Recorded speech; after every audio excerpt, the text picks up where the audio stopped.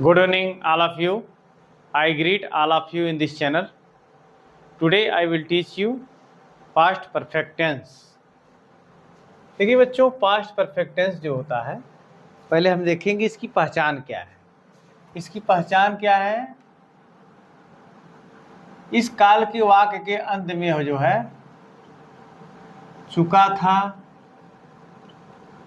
चुकी थी, चुके थे, चुके थे इत्यादि शब्द आते हैं। इस काल के वाक्य अंत में चुका था, चुकी थी, चुके थे इत्यादि शब्द आते हैं। अब इसमें देखना है कि इसमें जो मुख्य रूप से जो हमारा हेल्पिंग वर्ब होता है, हैड होता है, यानी subject plus had plus verb की थर्ड फॉर्म प्लस ऑब्जेक्ट, इसका मेन यही है। इसमें एक ही हेल्पिंग वर्ब लगती है हैड, और वर्ब की कौन सी फॉर्म लगती है? Third form. ठीक है। इसमें जो क्वेश्चन आते हैं, इसमें जो प्रश्न होते हैं ट्रांसलेशन में, अक्सर ऐसा होता है कि पहले या बाद वाला मैटर होता है। ठीक है। अगर कोई काम पहले समाप्त हो रहा है, ठीक है, जो काम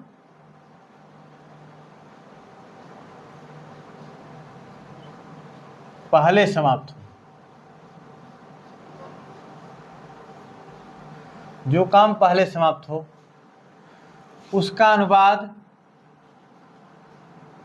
उसका जो अनुवाद होता है ट्रांसलेशन किस में करेंगे? पास्ट परफेक्ट में करेंगे। ठीक है। पास्ट परफेक्ट टेंस में उसका होगा जो काम पहले समाप्त हो, उसका अनुवाद पास्ट परफेक्ट टेंस में, और जो काम बाद में समाप्त हो,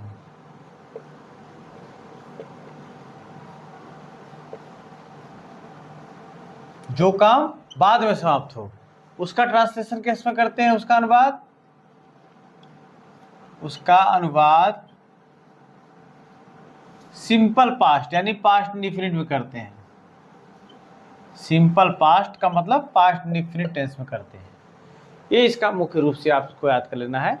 बाद शब्द के लिए आफ्टर का प्रयोग करते हैं और पहले के लिए बिफोर का इस्तेमाल करते हैं। जैसे हम एक रूल देख लेते हैं। क्या डॉक्टर के आने के पहले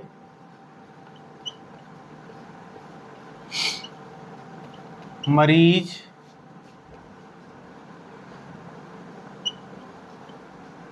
क्या डॉक्टर के आने के पहले मरीज मर चुका था? तो हम क्या ना लिखें, अभी हम सिंपल ही लिखें कि डॉक्टर के आने के पहले मरीज मर चुका था। पहले हम इसको सिंपल ही करें। ठीक है। तो यहाँ पर पहले शब्द लिखा हुआ है। ठीक है। काम पहले क्या हो रहा है? डॉक्टर के आने के पहले मरीज मर चुका था। पहले जो है मरीज मर चुका था, पहले एक्शन हो रहा है, पहले मरीज मर रहा है। तो पहले हम इसका ट्रांसलेशन करें। जो काम पहले होता है उसका ट्रांसलेशन पास्ट परफेक्ट में करते हैं। ठीक है। तो हम लिखेंगे the patient had died before the doctor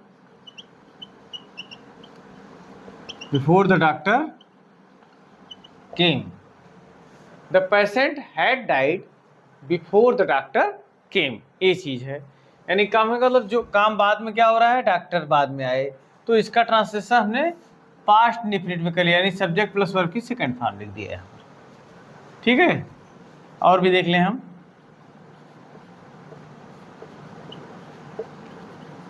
मेरे station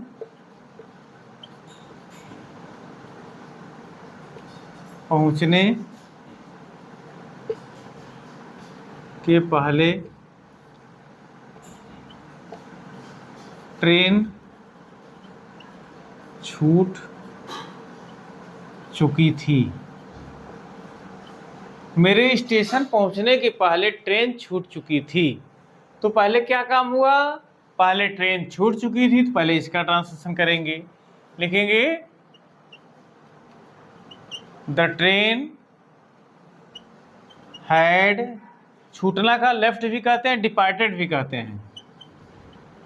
the train had departed, पहले का अंग्रेजी ट्रांसलेशन क्या होगा? बिफोर होगा, तो लिखेंगे before I reached the station, I reached the station.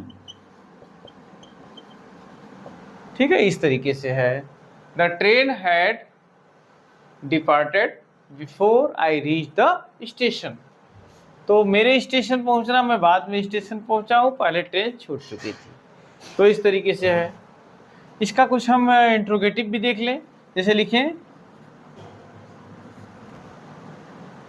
क्या डॉक्टर के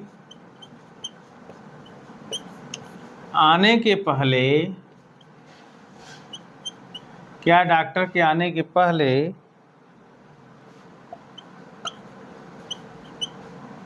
मरीज मर चुका था?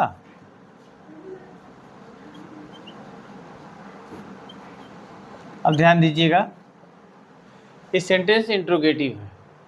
क्या डॉक्टर के आने के पहले मरीज मर चुका था? तो पहले जो है मरीज के मरने की बात है। अब देखिए क्या शब्द दिया गया है, तो क्या मरीज मर चुका था? ठीक है, तो क्या करेंगे? हैड लिखेंगे पहले हम, had the patient, had the patient died,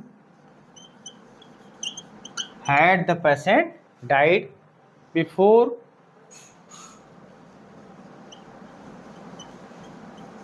the doctor came, had the patient died before the doctor came।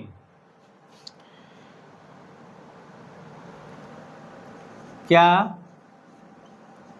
मेरे स्टेशन पहुंचने के पहले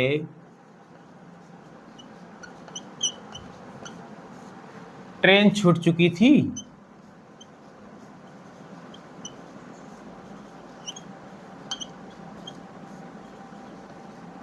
ध्यान दीजिएगा आप लोग, क्या मेरे स्टेशन पहुंचने के पहले ट्रेन छूटी थी? तो पहले क्या काम हो रहा है? ट्रेन छूट चुकी थी। तो क्या ट्रेन छूट चुकी थी? तो लिखेंगे had the train, had the train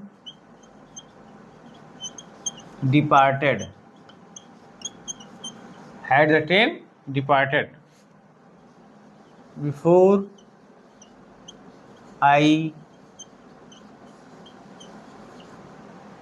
before I reached the station। उसके बाद क्वेश्चन मार्क लगा दीजिए।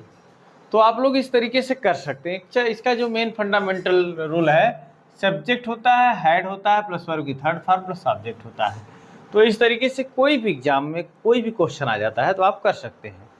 इसमें जो महत्वपूर्ण बात होती है, जो काम पहले हो, जो काम पहले हो उसका ट्रांसलेशन जो है आप पास्ट परफेक्ट में कर दीजिए, और जो काम बाद में समाप्त हो रहा है उसका ट्रांसलेशन पास्ट इंडेफिनिट यानी सिंपल पास्ट में कर दीजिए। बस इतना ही आपको याद रखना है और आप आराम से कर सकते हैं इसका ट्रांसलेशन।